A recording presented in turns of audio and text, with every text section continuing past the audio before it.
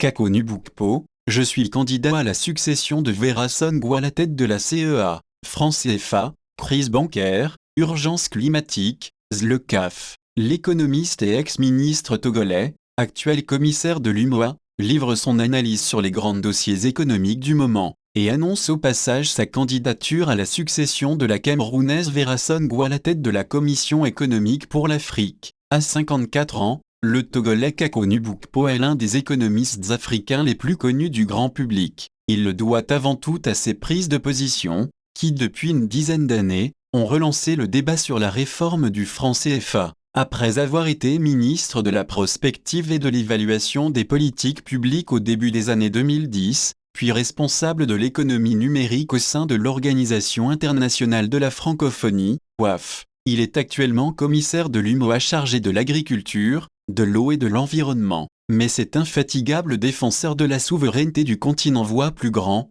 et ambitionne désormais de succéder à la Camerounaise Vera Songo à la tête de la Commission économique pour l'Afrique des Nations Unies. Une candidature que le président Faure Essozinag Gnassingbé a décidé de soutenir officiellement auprès des Nations Unies. Grand invité de l'économie RFI Jeune Afrique de ce mois de mars, il revient sur les grands dossiers des dernières semaines, dans des analyses toujours teintées d'une vision politique. Jeune Afrique, après la faillite de la Silicon Valley Bank SVB, la 16e banque américaine, faut-il craindre une crise financière mondiale? Kako Nubukpo, cette crise financière qui commence pourrait nous ramener en 2008. C'est inquiétant parce que nous n'avons jamais été aussi faibles puisque nous avons dépensé toutes les ressources pour faire face à la pandémie de Covid. Donc, il y a certainement de l'incertitude, y compris pour l'Afrique. Clairement, car c'est un renchérissement du coût du financement. Dès qu'il y a une montée des taux, mécaniquement, il y a une réduction des demandes de crédit et,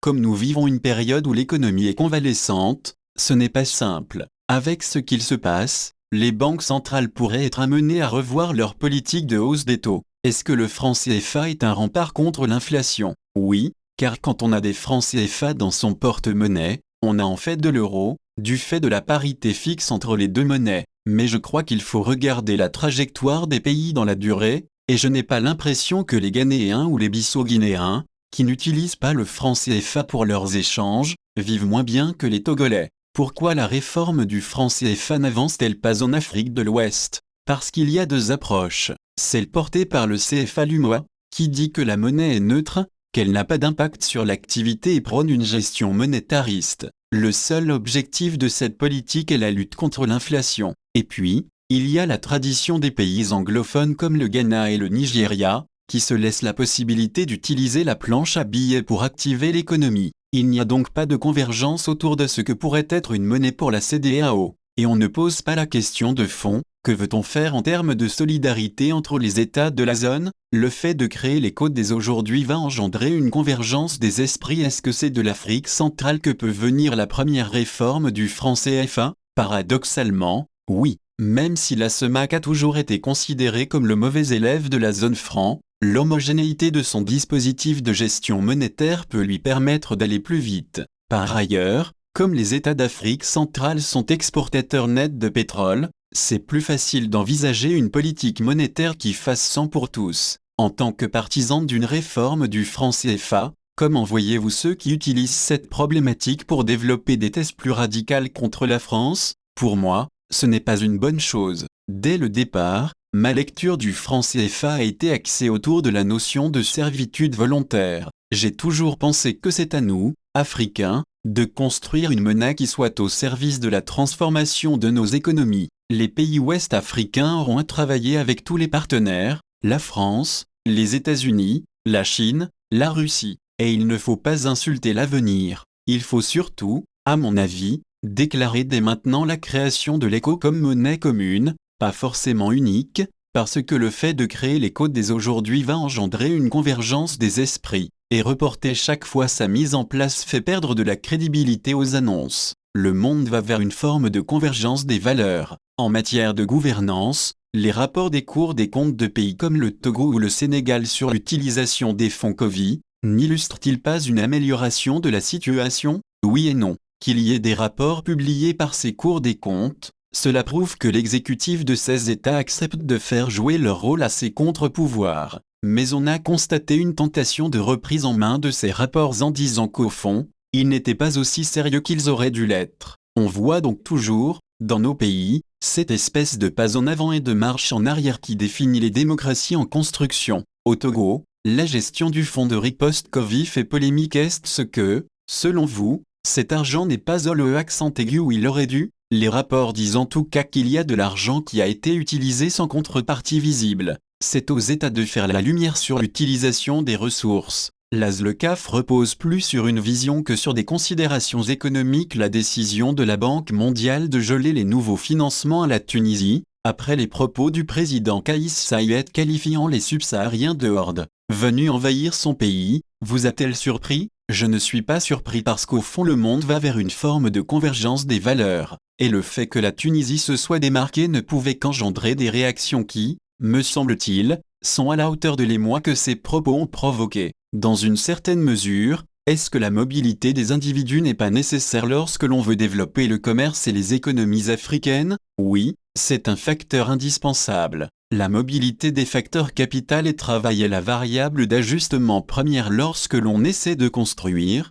comme nous le faisons, une zone de libre-échange continentale africaine, ZLECAf. C'est pour cela que j'ai toujours dit que ce projet repose plus sur une vision que sur des considérations économiques. Il faut que nous soyons capables de dire ce que l'on veut faire ensemble. Umaro Sissoko Embalo en mission chez Kais Saied, accusé de dérive raciste. Cette ZLECAf est-elle sur de bons rails? Non, je ne crois pas. Il faut qu'on définisse d'abord le degré de solidarité budgétaire que l'on est prêt à consentir entre les pays. Vous ne pouvez pas mettre sur un pied d'égalité le Maroc et la Gambie. La ZLECAf ne devrait pas être l'arbre qui va cacher la forêt de toutes les divergences encore présentes entre les économies et entre les dirigeants africains. Faut-il, pour créer cette ZLECAf, mettre en place le néoprotectionnisme que vous défendez dans vos travaux? Oui, le cœur de cette question ne concerne pas l'Afrique vis-à-vis du reste du monde, mais répond au fait que l'on va mettre face à face des systèmes productifs dont les performances sont très différentes.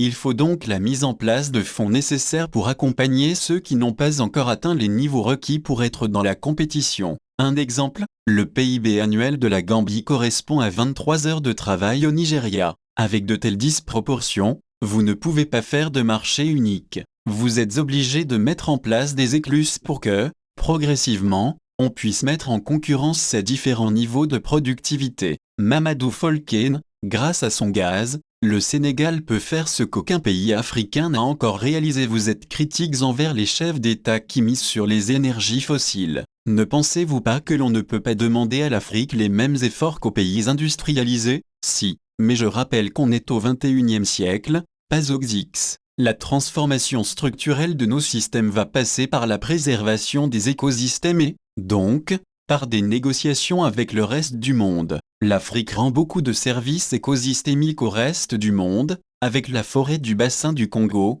par exemple, qui est le deuxième poumon de la planète. On peut négocier pour créer des fonds de convergence sociale et écologique en contrepartie de ce que l'Afrique renonce à faire. Nous émettons 4% des gaz à effet de serre et nous représentons 17% de la population mondiale. Cet écart peut être négocié. N'est-il pas plus réaliste de compter sur ses propres ressources que sur des transferts internationaux, toujours insuffisants, certes, mais mon idée est de jouer, chaque fois que c'est possible, de nos complémentarités. Depuis les années 1960, vous pouvez le constater, l'Afrique n'a pas tiré grand profit de ses ressources. Il y a une sorte de symétrie entre la carte des ressources minières et la carte de la pauvreté. La RDC, qu'on a pu qualifier à juste titre de scandale géologique, importe la quasi-totalité de son alimentation. Il faut passer à une autre étape et être plus agressif dans la diplomatie internationale. Il ne faudrait pas que la CEA devienne la belle endormie à l'issue du One Forest Summit,